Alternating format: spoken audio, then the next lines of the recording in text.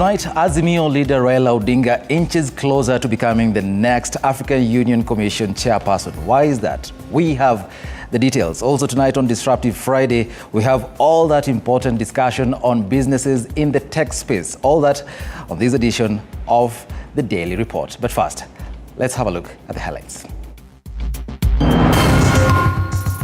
Tonight, doctors vow to stay put. Hiyo court order ambayo tunaona, sisi tunasema kuwa wakati huu tutaukaidi kwa upole. As the Medic strike spreads, leaving many Kenyans continuing to suffer. Victory for Azimio leader Raila Odinga after the African Union Council of Ministers clears hurdles for his candidature to become the African Union Commission chairman. I don't have to mince my words anymore. Nothing should really bar, and nothing bars the opportunity for Raila to become the candidate for the region. Also tonight, MPs passed the affordable housing bill, which could cut short the reprieve Kenyans got from the housing levy deductions. Is this matter of the issue of if you don't remit the money, you are charged 3% penalty. And Honorable Speaker, I think the chair has come out very clear that we should treat this matter just like we treat taxes.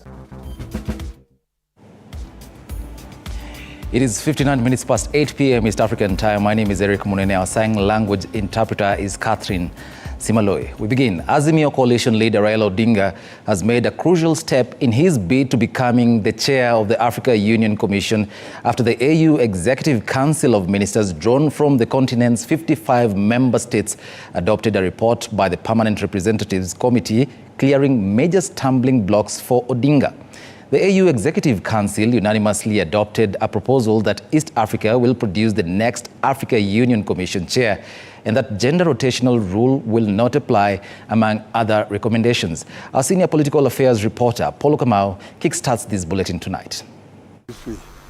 Azimio coalition leader Raila Odinga's efforts to rally the African Union behind his candidature for the African Union Commission chairmanship bid paid off on Friday after the AU Executive Council of Ministers, drawn from the continent's 55 member states, unanimously adopted the Permanent Representatives Committee report, clearing hurdles for Odinga, previously perceived to curtail his bid.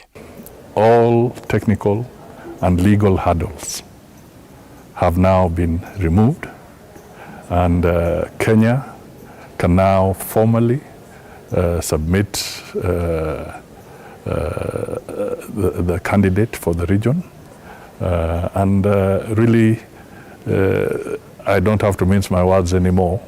Nothing should really bar, and nothing bars the opportunity for Raila to become the candidate for the region, and God willing, the chair of the African Union Commission. The 22nd extraordinary session of the Executive Council unanimously adopted the Permanent Representatives Committee report endorsement that Eastern Africa is eligible to produce a candidate for the AUC chair, while Northern Africa will produce a vice chair. Raila is a very experienced public officer. Raila has been Prime Minister of the Republic of Kenya. Raila has got strong Pan-African credentials. Raila has seen both hot and cold, if I may use such terminology. And he has shown the capacity to bring people together and to reconcile. The allocation of the commissioner's post was left open for candidates nominated by the three remaining regions, Central, Western and Southern regions of the continent. A major scare to Odinga's bid was perhaps the rotational gender parity, which the PRC decided to do away with Kenya behind the move. The previous rule dictated a female candidate was to succeed current AUC chair Musa Faki. The way we proceed from here is that, first of all, as Kenya and as a member of the East African region in that context, we actually want to appreciate and thank our brothers and sisters in the African continent for making it clear, removing all ambiguities, that it is the turn of East Africa to provide leadership. Kenya's last bid for the post was in 2017, when former CS Amina Mohamed lost to Chad's Moussa Faki after 7 rounds of voting, a 3-month campaign that cost the taxpayer $3.5 million. Apol Kamau, TV47. Thank you, Apollo Kamau, for that. Now, you and I should brace ourselves for a shock at the end of the month after Kenya Kwanza MPs moved to resuscitate the affordable housing plan through legislation by passing the Affordable Housing Bill. Paul Kirobi now dissects the bill and what it means for you. Will as many as of that opinion say aye? Aye. Will as many as of the contrary opinion say nay? Nay. The ayes have it. The reprieve Kenyans felt after the stall in the Affordable Housing Levy Fund deduction could seemingly be short-lived after all. This after the National Assembly approved the necessary legislation to anchor the Kenya Kwanza's administration's flagship project. The heated sitting saw pro-government MPs outweigh opposition MPs in the move that could see the government start deducting the 1.5% tax from both the employer and the employee from as early as the end of this month. Ambayo wamejenga majumba yao. Na kama wanataka kweli kujenga, jambo langu ni kuwa basi wasijenge kwa shamba ya serikali, manake huwezi kunambia wanikata pesa kisha unijengee kwa shamba ambalo si langu. Nitakuwa na uhakika gani kuwa mimi nitamiliki ile nyumba? All the policy issues, all the legal issues, all the technical issues still remain, and one day, if it is not the courts, then Kenyans will vindicate us. Thank you very much. Members of the National Assembly also concurred with the Senate amendments, which included the new proposal to create county affordable housing committees, a move aimed at putting counties at the center of the implementation of the program, which largely goes on in the counties. Committees yet to be established will, among other things, oversee the mega project. The structure will see the governor choose a non-executive chairperson who will be advising them on affordable housing within the county. Another amendment by the Senate, and which the National Assembly adopted, is the reduction of the cost of collecting the levy by KRA, which was initially at 2%. The collection cost has since been reduced to 0.5% of the amount collected by KRA. Amendments enrich the bill and protect the homeowners who will buy these houses, and also protect the country against cartels that intended to use this law to acquire houses, then sell them for value at rates that they will make profits, Honorable Speaker. The passage comes under the cloud of last month's court directive, which abolished the levy, with the appellate court on January 26 rejecting the government's bid to continue collecting the levy under the tax law. Is this matter of the issue of if you don't remit them money, you are charged 3% penalty. And Honorable Speaker, I think the chair has come out very clear that we should treat this matter just like we treat taxes. We still feel that this particular levy should be tied to the Tax Procedures Act so that it is remitted to the Kenya Revenue Authority as a civil debt, just like all the other levies and taxes are levied to KRA. The bill now awaits the President's assent into law. Paul Kirobi, TV47, Nairobi. Our members of parliament are pushing for an investigation into the employment discrepancies within the Kenya Revenue Authority, KRA. The award is made to learn that 133 Kenyans were rejected from employment at KRA due to HIV and pregnancy reports, among other flimsy excuses that contravene the Constitution. Despite the court's ruling that the appointment of 1,406 officers in KRA were unconstitutional, the committee still wants to investigate the matter, as Elizabeth Mutuku now tells us. Just 1 week following William Musyoka's ruling on the 1,406 appointments made by Kenya Revenue Authority, which were deemed unconstitutional due to failure to adhere to several articles of the Constitution regarding ethnic balance in the country, Parliament is now addressing the matter. Appearing before the National Assembly Cohesion Committee, KRA Commissioner Humphrey Mulongo was questioned extensively regarding the rejection of 133 Kenyans for medical reasons, particularly HIV and pregnancies, among other flimsy grounds. What happened in Kenya Revenue Authority, it's a shame and embarrassment of the entire commission that is taxed actually to collect taxes. Taxes are paid by each and every Kenyan, and we demand equal opportunities. Members of Parliament expressed their concern over the necessity for KRA to conduct HIV and pregnancy tests on individuals applying for the positions as KRA assistants, questioning the relevance and appropriateness of such testing procedures. KRA Commissioner General Humphrey Mulongo-Atanga defended the action made by a KRA, saying officers needed to have paramilitary training to achieve the roles they were to perform. It's unfair, and whoever did that, in fact, should face the consequences. You can't discriminate. Discrimination, then I don't think, if it is upon the regulation, there's a set of regulations that has been put in place, and adherence to the regulations does not necessarily mean that you are discriminating.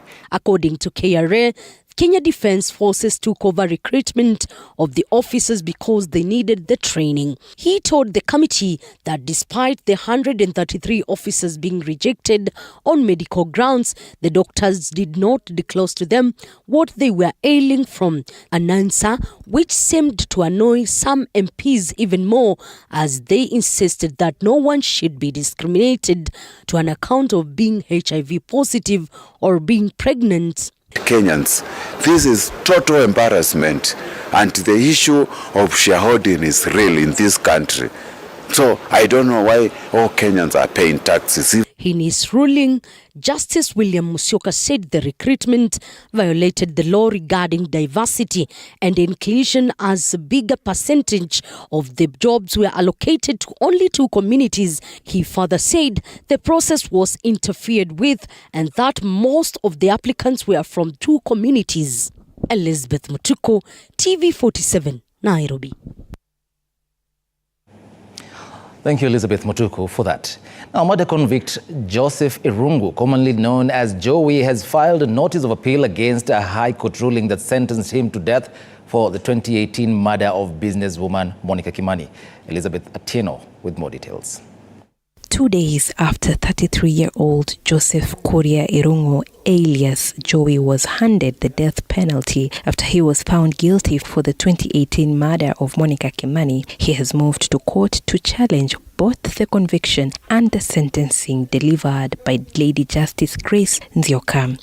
The notice filed through his advocate Andrew Muge states in part, and I quote, "Take notice that Joseph Kuria Irungu, alias Joey, appeals to the Court of Appeal against the decision of the Honorable Lady Justice Grace Nzioka, delivered in open court at Milimani, Nairobi, on the 9th of February 2024, and in her written judgment dated the 9th of February 2024, whereby the appellant was convicted of murder and sentenced to death on the 13th of March 2024.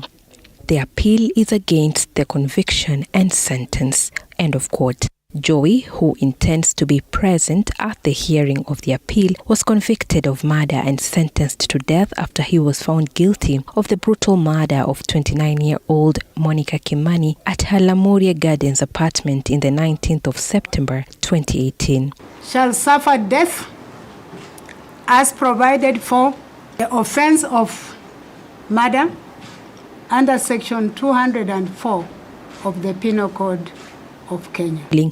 Lady Justice Nzioka said she based her decision on the gravity of the evidence presented during the trial as well as the convict's character. This follows a report presented in court by Andrew Kanyotu, a probation officer, who described Irungu as a person who lacks stable partner relationships, has antisocial behavior by living on the edge of an impulsive person, uses anger to control others, and has a double personality trait. A judgment, Justice Grace Nzioka confined Joey's punishment to 3 sentences while ruling out a non-custodial sentence, leaving the court with the options of life imprisonment or death sentence. According to the judiciary, an appeal to the court shall be instituted within 30 days of filing the notice of appeal, whereby the appeal is as of right, or 30 days after the grant of certification, where such certification is required.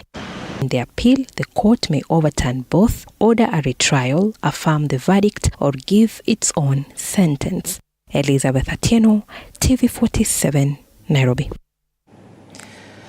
Our Kisi's now ex-deputy governor Robert Monda has been impeached. He goes into the history books as the first deputy governor to be impeached after the Senate upheld his impeachment by the Kisii County Assembly. But what are the next steps for Robert Monda and Governor Simba Arati? Our reporter Kisewa Emory explains. The Senate has resolved to remove from office by impeachment Honorable Dr. Robert Monda, the Deputy Governor of Kisii County. Robert Monda is now in the annals of history as the first Deputy Governor to be impeached since the start of devolution in the county. This happened after the Senate upheld all 4 charges brought against him by members of the Kisii County Assembly. The 4 charges brought against him are 1. The gross violation of the Constitution and law, 2. Abuse of office, 3. Gross misconduct, and lastly, crimes under national law. The Senator of the County of Kisii, Richard Onyonka, who abstained from the vote last night, expressed his dismay at the impeachment of Robert Monda. I have constantly and deliberately looked for a way on how we can engage our leaders.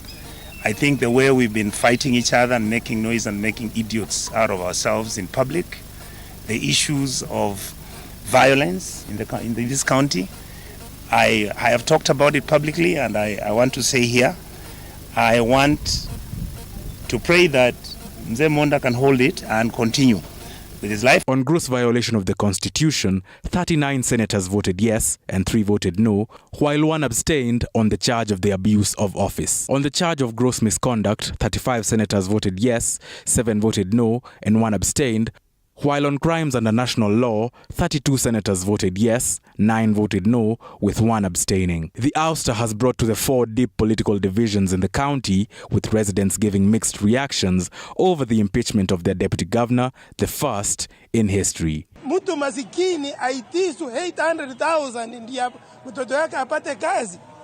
Watoto tumesomeza wako nje. Hatuna 800,000, tunaenda wapi? Monda still has 1 course of action left, as he could go to court, an avenue that was successful for former governors Martin Wambora and Mohamed Abdi. Once the impeachment is gazetted, however, Monda will cease to hold office, and all focus will now shift to Governor Simba Arati to nominate someone to become deputy governor. Arati will have 14 days from the day of gazettement to forward a name to the County Assembly of Kisii. The Assembly will then have up to 60 days to approve the nominee for a deputy governor through a vote. Kisewa Emory, TV47.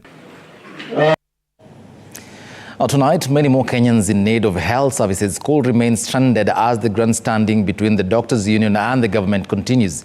The Kenya Medical, Pharmaceutical and Dentists' Union insists that their industrial action will not end until the demands are met.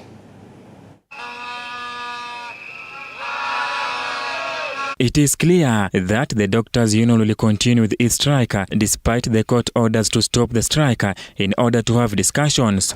This is after KMPDO Secretary General Davji Atela insisted that the doctors' industrial action is still on until the government addresses the posting of interns as an irreducible minimum. Again.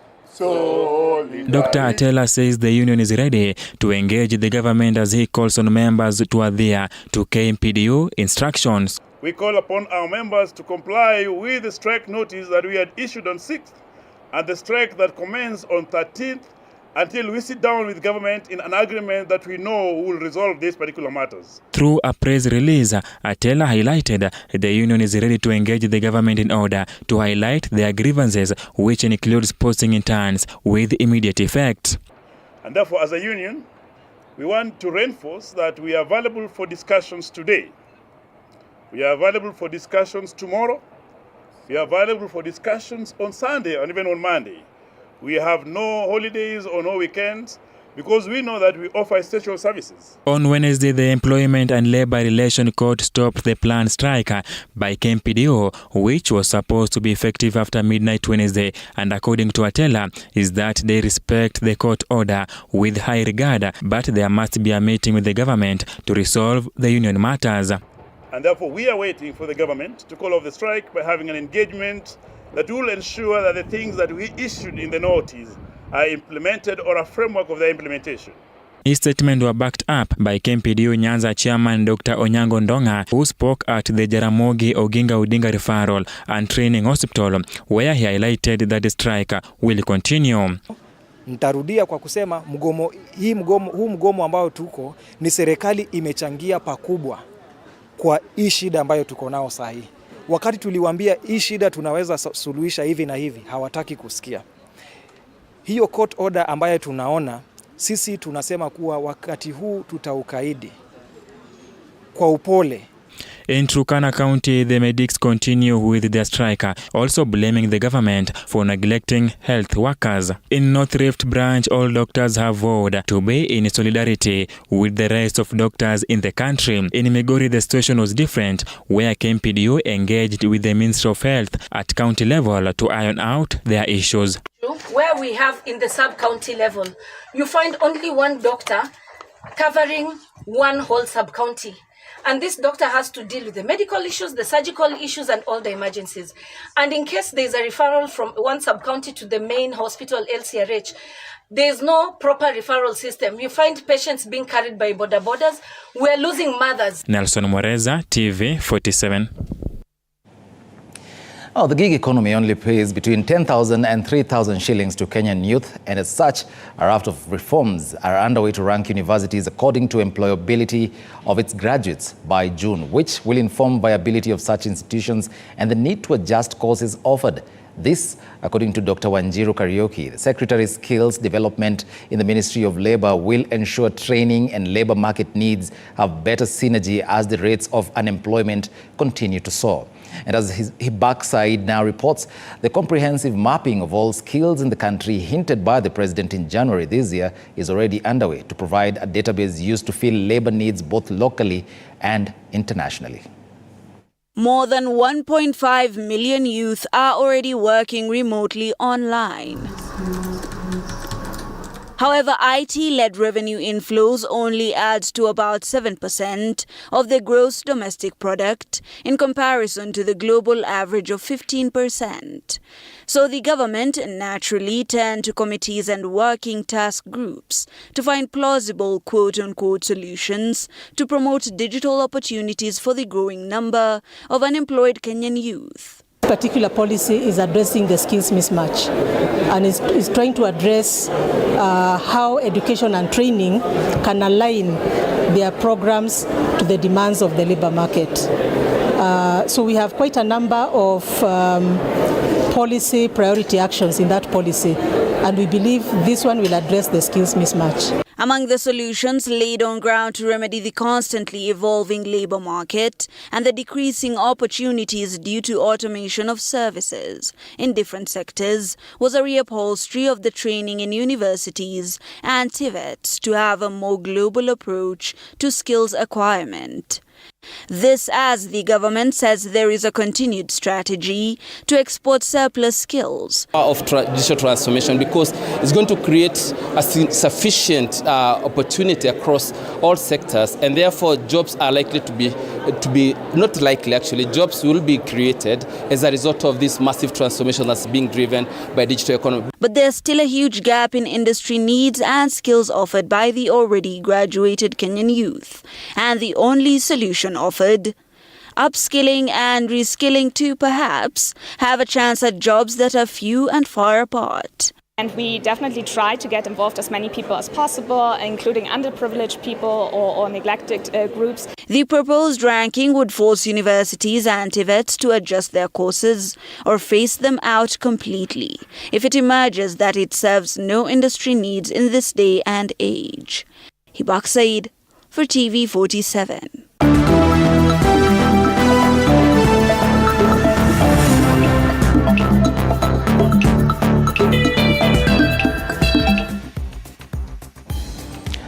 Let's get the latest from the world of sports. Now, two camps have emerged hours before the highly anticipated Football Kenya Federation annual general meeting, meeting to be held at the Kenya Institute of Special Education in Kasarani, Nairobi.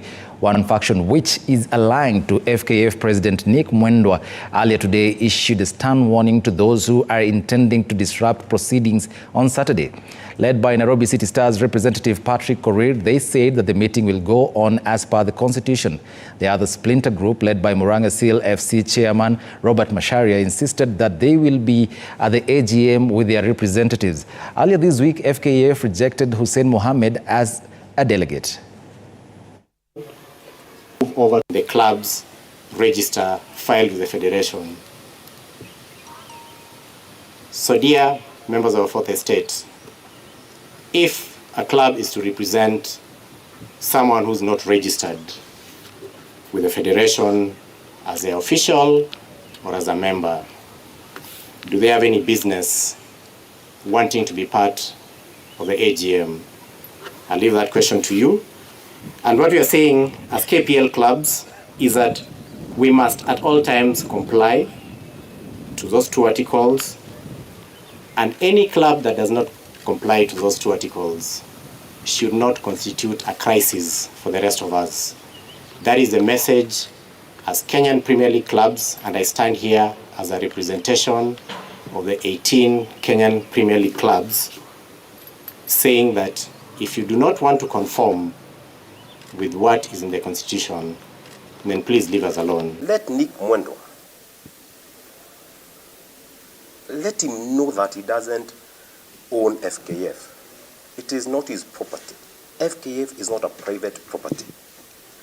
And we are not going to allow anybody to take the right of members away. Murang'a Seal, we have insisted we have our representative. Nobody is going to stop our representative from attending. And it is Well, Sports Cabinet Secretary Ababu Namwamba spearheaded the groundbreaking of Mbaraki Stadium on Friday afternoon in Mombasa County. The Ministry of Sports and the Kenya Ports Authority are working towards raising the facility to international standards.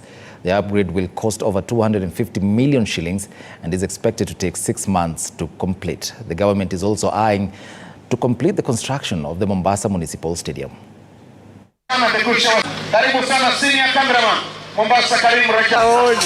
Tuna nia ya kuweza kukamilisha uwanja huo ili uwe uwanja wa kipekee kwa soka hapa jijini Mombasa. Ndani ya serikali hii ya Mheshimiwa William Ruto, pwani Mombasa itapata uga wa kimataifa. The decision to upgrade the Mbaraki Sport Club with a tartan track is a testament to the government's commitment to providing world-class facilities to athletes and nurturing the next generation of sporting champions. Across our borders now, Arsenal have been drawn against Bayern Munich in the quarterfinals of the Champions League following the draw which was conducted this afternoon. The Gunners will host German team Bayern Munich at the Emirates Stadium in the first leg. Meanwhile, defending champions Manchester City will play 14-time winners Real Madrid. This is the third successive season the citizens have met Real in the knockout stages. The first legs take place on the 9th and 10th of April, with the second legs being staged on the 16th and 17th of the same month. In the other fixtures, 5-time winners Barcelona will play French champions Paris Saint-Germain, while Atletico Madrid host Borussia Dortmund. If Arsenal and City win their ties, the two English Premier League clubs will face each other in the semi-finals. The last 4 games will be held on the 30th of April and 1st of May, with the second legs a week later on the 7th and 8th of May. Wembley Stadium will host this year's final on Saturday, the 1st of June.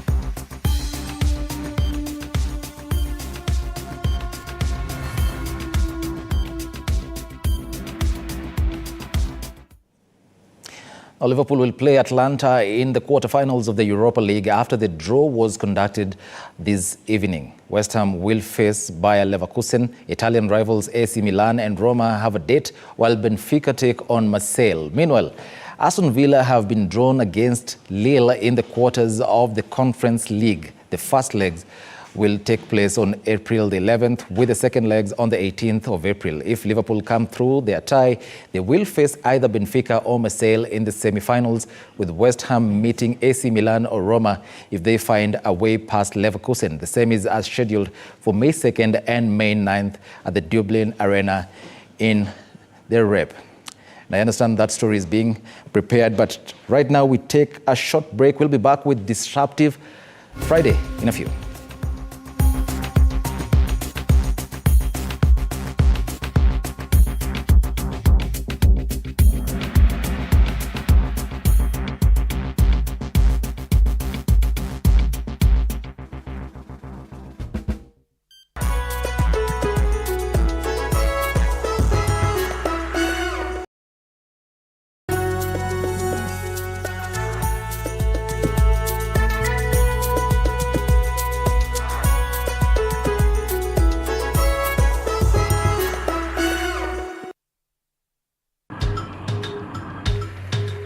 Na safari hii katika Mfahamu Kiongozi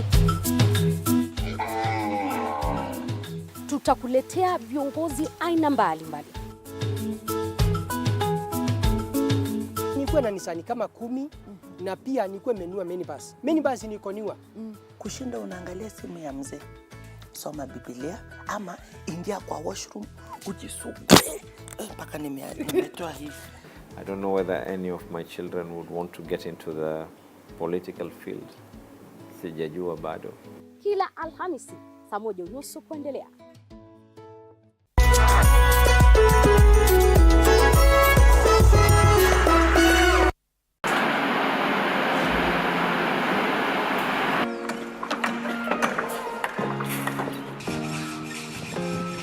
Join us on a journey through the concrete jungles and rising skylines, where every beam, every nail tells a story of progress and vision. In every aspect of life, you have to look at several dynamics. From groundbreaking. Nowadays with the tech, you can check on different websites or you check online and you can see some inspiration. So at least that one would be a direction already.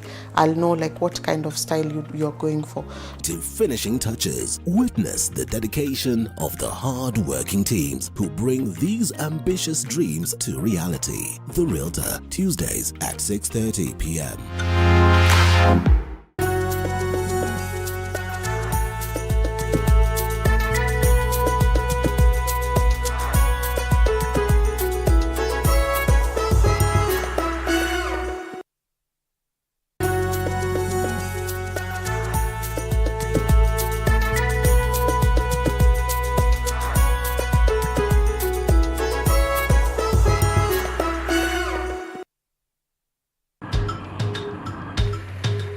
Na safari hii katika Mfahamu Kiongozi tutakuletea viongozi aina mbalimbali. Nikuwe na Nisani kama 10 na pia nikuwe menua minibus. Minibus nikoniwa. Kushinda unaangalia simu ya mzee. Soma Biblia ama ingia kwa washroom ujisugue. Mpaka nimetoa hivi. I don't know whether any of my children would want to get into the political field. Sijajua bado. Kila Alhamisi saa 1:30 kuendelea.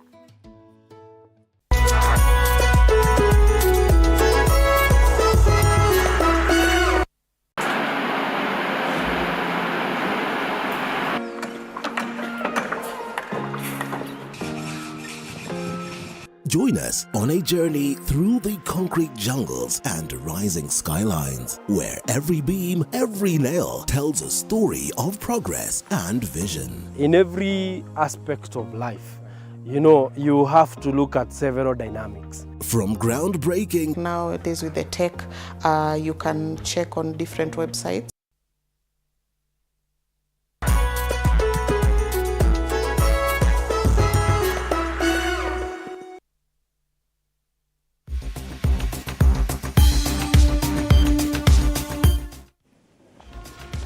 Welcome back and thanks for staying with us. Now, Cabinet Secretary for Information, Communication and the Digital Economy, Eliud Owalo, has announced that the government plans to utilize Kenya Power's existing infrastructure to extend fiber optic cables to rural areas. Owalo revealed that the government has already initiated a program aimed at laying over 100,000 kilometers of fiber optic cables, facilitating last-mile internet connectivity nationwide. He made the remarks during his visit to Ajigo and Ori markets in Bondo and Rarieda sub-counties, respectively, where he officially launched a free public Wi-Fi service. Wananchi wetukufu, hamjambo? Hamjambo tena? Mmefurahia kuona CS? The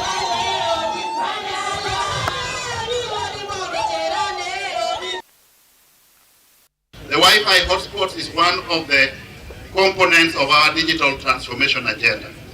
In that space, we are rolling out 100,000 kilometers of fiber optic cable so that all those parts of the country that have not been connected can get affordable, reliable, and stable internet. We have now changed the model. As opposed to digging trenches along the ground, we are now going to use the existing electricity transmission lines to connect fiber. So at the tail end of the exercise, where there is electricity connectivity, we are also going to have fiber connectivity. We are determined to deliver internet to each and every home. Apart from that, we are also establishing digital hubs, digital laboratories in each and every ward all over the country, a total of 1,450 digital hubs. We are working in partnership with members of parliament. They have already facilitated a review of the CDF Act that will now enable them access CDF funding to establish facilities where we are going to deploy the digital hubs. Now, the expansion of connectivity and access to digital infrastructure is set to catalyze the growth of the digital economy throughout Africa. Among the 38 African countries with coastal access, 37 are connected to one or more fiber optic cables, linking them to various global subsea fiber optic networks. Stanley Kamanguya, the CEO of Kenya's ICT Authority, noted the significant progress Africa has made in connectivity, largely propelled by the widespread use of mobile devices. Presently, Africa's internet penetration rate hovers just above 36%, with approximately 473 million active internet users. Notably, 278 million individuals access the internet through their mobile phones. We have made significant strides in terms of connectivity. And, you know, when you look at a country like Kenya, we have a very huge population that has access, for example, to mobile devices. The latest data shows that the number of mobile devices in Kenya is actually 1.5 of the population. We are somewhere, you know, between 70 and 80 million devices now, against a population of just about 55 million.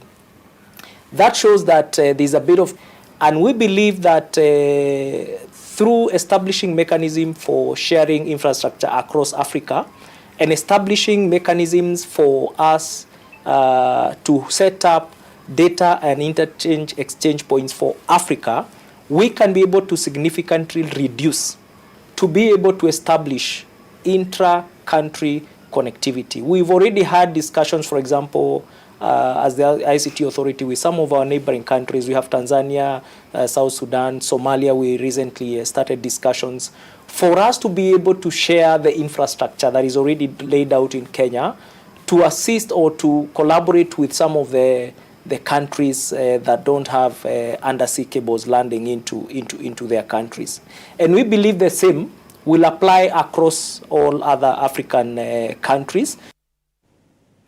And of course, our discussion tonight on Disruptive Friday revolves around that. Now, with the increasing internet penetration in Kenya, businesses are increasingly capitalizing on online presence. Starting an online venture in Kenya entails selecting a niche, budget estimation, website creation, and financial management. Whether it's crafting and selling products, operating an Airbnb, or diving into e-commerce, the digital space presents promising avenues for Kenyan entrepreneurs. Tonight, we're joined by Samuel Wanderi, the founder and CEO of Royal Rides Kenya, to get insights on navigating the tech-driven business landscape. Good evening, sir. Good evening, sir. Oh, thank you very much for joining us tonight. Most welcome. Thank you for inviting me.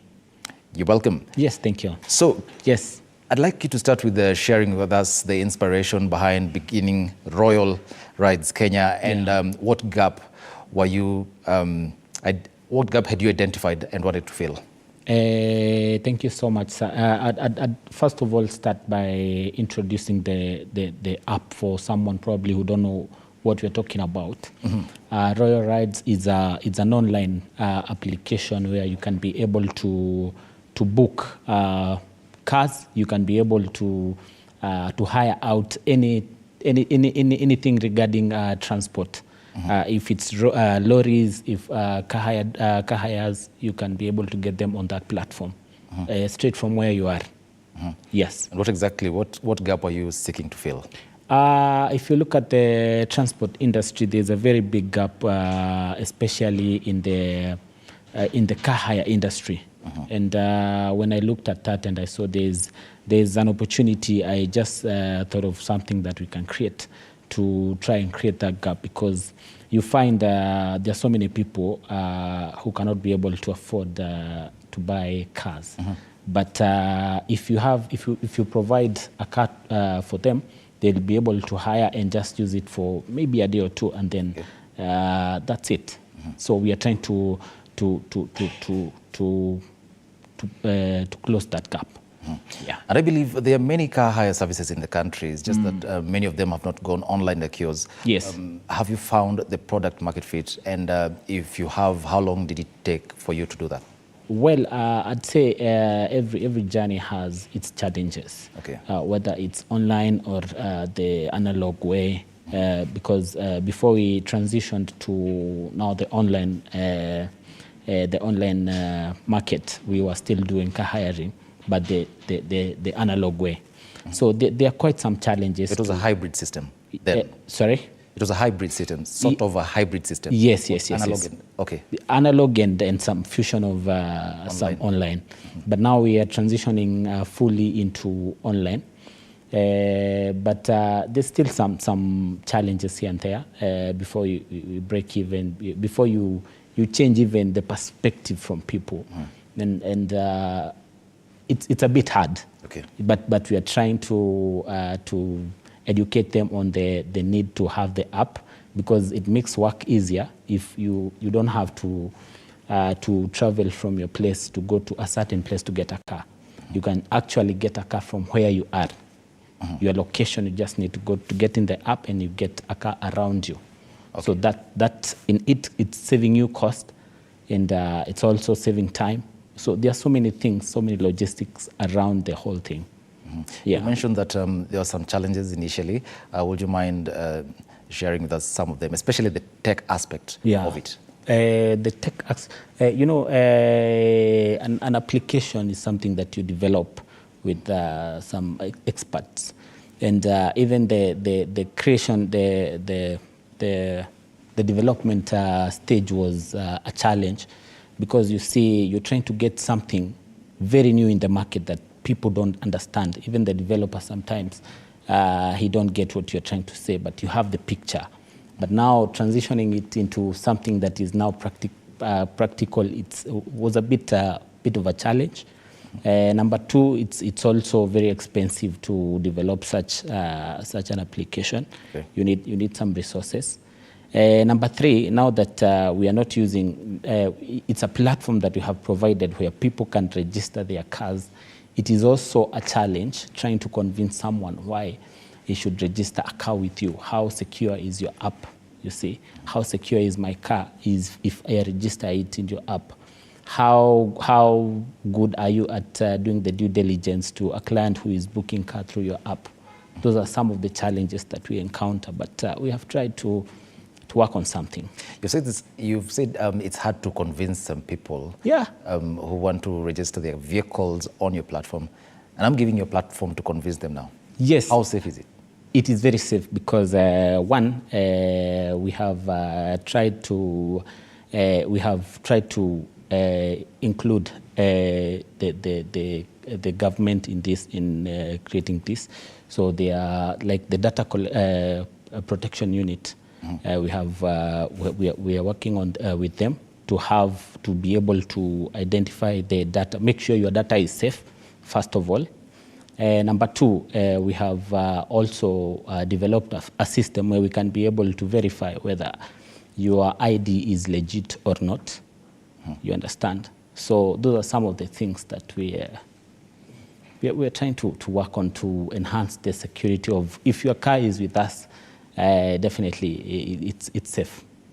So I want to believe there's also the aspect of you now getting into the tracking space and ensuring that the vehicles that you've leased out are not tampered with or do not get stolen. Yeah. So how do you do that? There are some of the things that we have agreed with the car owners. Before you register a car with us, there are some of those things, the requirements that we need you to have met. Some of the things that we need you to get is probably the GPRS trackers.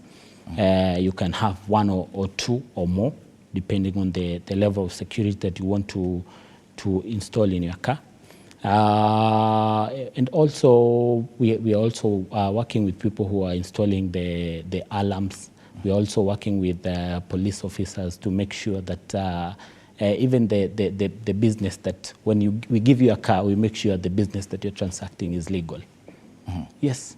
You've mentioned a very important aspect, that you work with the data protection office. Yes. We have been there trying to understand how we can be able to secure the data. So you've not started yet? We are on the process. Yes. So, but I want to imagine currently you hold a lot of data. Yes. So how do you handle it, and for how long do you keep it? Well, the only data we have is now when you register, when you download the app and register with us, we are able to have your name and your phone number, because those are the things that we require you to have when you're now logging in the app. You'll have to use your phone number and the password that you have created. The data that we have, we store them for some time, and we what actually exactly is some time? We actually 3 months. 3 months. 3 months. Okay. In 3 months, we are able to identify whether you are a serious client or not. Yes, we can be able to see how many times you have logged in the app, how many times you have. Yeah. So all that is, it's in the Data Protection Act. But let's just move on. Have there been any instances when you felt that now technology is evolving fast and you need to evolve with it? Yeah. And can you mention such instances? Well, I think the current rate at which the technology is moving is quite alarming, or in a good way, that is, because once you are left behind, that's it. Yes. So I have been in this industry for like 3-4 years, and I have been working with the old way. But when you look at how the technology is working, you look at how the social media is pushing, you find there's a lot of market, a very untapped market on the social media part. So you tend to invest more in that, and that's when you realize that when you transition to online, there's a very big market, very big and untapped market. Yes. And well, the tech scene, or rather the landscape, keeps changing. Yes. Is there something that you're doing as Royal Rides to stand out and ensure that you edge out some competition? Some strategies you'd like to share with us? First of all, I don't think there are so many people who have the online app where people can just book cars from the comfort of their homes. That's a step ahead. Number two, if you have an app and be able to go through it, you'll find very interesting features. We have weekly offers. We have very, very, very new and luxury cars on our app, because people have trusted us and they're giving us even new cars. So those are some of the things that we have that are keeping us a step ahead. So how do you foresee technology shaping the future of the industry that you're in, that is the car hire business? How do you see it as it keeps changing? How do you see it shaping your industry? I believe there's a time I was watching something and I saw in certain countries nowadays people don't even buy personal cars. You can even own a car. You can just buy one car and decide now, like 3 houses we're going to be using this car. Other countries are just giving you a platform where you can just hire a car for use and return. So I believe with the technology, this is where we are heading. There's a lot of conversation going around the green economy. And we are people are trying not to buy so many, everybody not buying a car, you understand? The economy as well is a bit tough for so many people. So even maintaining the cars is a challenge. You find so many people probably who had cars with the the asset finances, the cars have been repossessed. So we are also trying to come in and help in that area where you don't have to just have your car with you and you're not making money. At the end of the day, it's probably going to be repossessed. Yeah, so you can still make some money and still retain your car. Yes. So as the main guy in your company, I want to imagine you deal with a lot of logistical nightmares. How do you deal with them? It's a big shoe to be in, but I have a very supportive team. I don't work alone, so I have a team that we work together. So you find that when a challenge comes up, we are able to handle it with my team. But all in all, I'm the vision bearer, so most of the time I'm the guy who is carrying the big load. And it's an interesting journey knowing that you're creating something that you can be able to feel the impact, and you see it's something that can change lives for so many people. Yes. So for an aspiring entrepreneur who wants to get in that space, what advice would you give them? Well, I'd tell them it's not a walk in the park. One thing you should understand, because probably people think it's something that you just wake up one day and you start and it becomes a hit. You need to strategize. You need to have your resources well organized. Number 2, you need to do a bit of background check. You see, you can even check how your market, or if your area, if that thing can work in your area or not. You see, so there are so many things you can, as an aspiring entrepreneur, and I believe nowadays even acquiring a car is a bit easier, because we have so many people out there who are assisting people buying cars. So you can start somewhere. You can start somewhere. Yes. All right. And I want to use a very controversial line.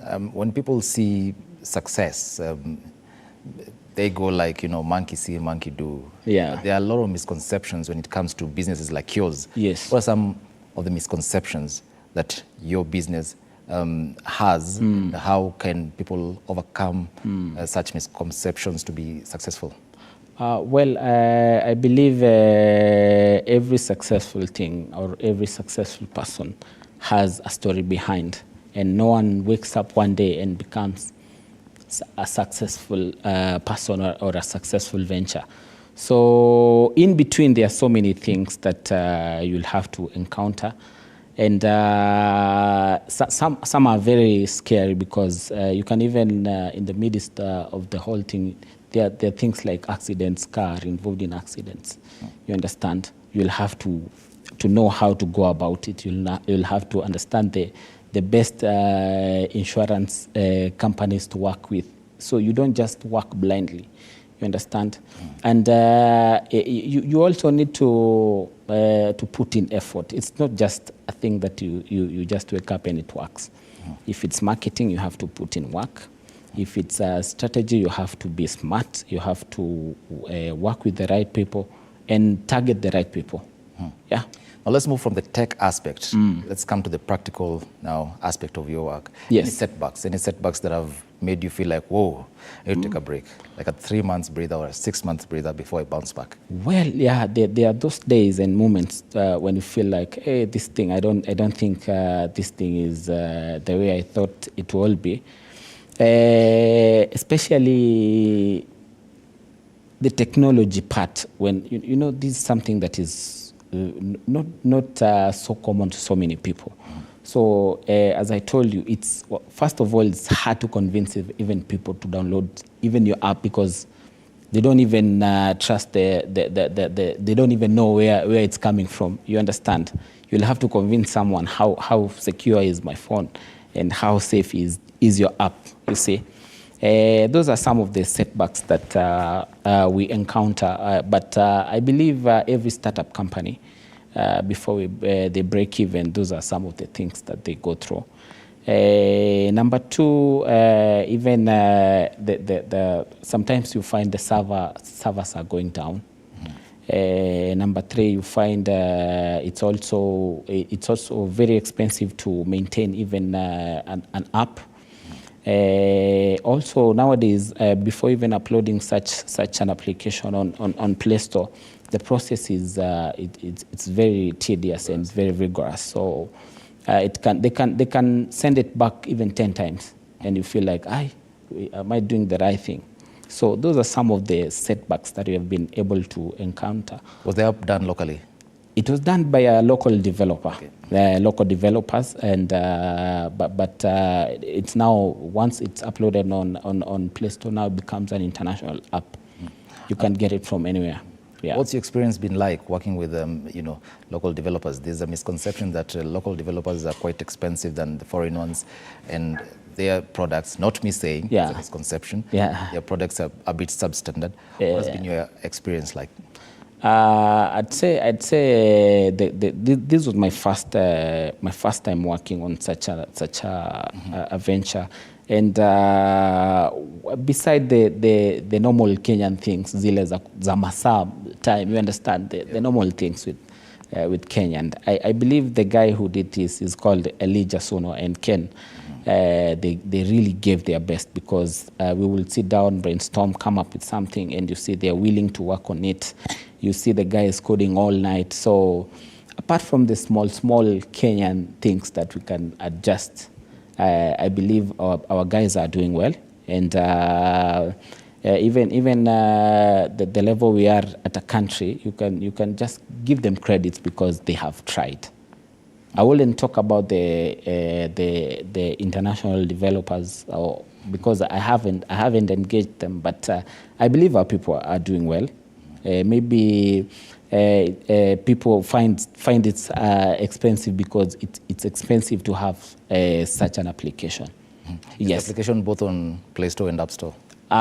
We have not been able to put it on App Store. We are currently working on that. It's only on Play Store as we speak. Yes, but we are working on App Store. So in the interest of time, as we wrap up, what are some of the issues that Google, I believe, the owners of Play Store, what are some of the issues that they raised with the application? You've said that it was returned. It's a rigorous process. Yeah, it's a rigorous process. 10 times. What are some of the issues they were raising? Well, sometimes they will just tell you to check whether. Sometimes they tell you, once they try to open a card, they will tell you the image is not loading. So kindly check whether it's well. They will also ask about how safe the data is. They will ask you to send some of the documents to them. Okay. And such things. You have to be. You have to. Nowadays there are so many people who have been creating things to scam people. Yes. You find there are so many scammers out there with so many weird applications. So I believe the vigorous process was to eliminate such people. All right. Yes. Thank you very much, Samanderi. Samanderi is the founder and CEO of Royal Rides Kenya, sharing with us the journey to become a tech guru CEO, so to say. Thank you so much too, viewer, for watching this until the tail end of the broadcast. My name is Eric Munene. Our sign language interpreter has been Catherine Simaloi, but don't go away. Enjoy the rest of your viewing. Up next is Wabebe,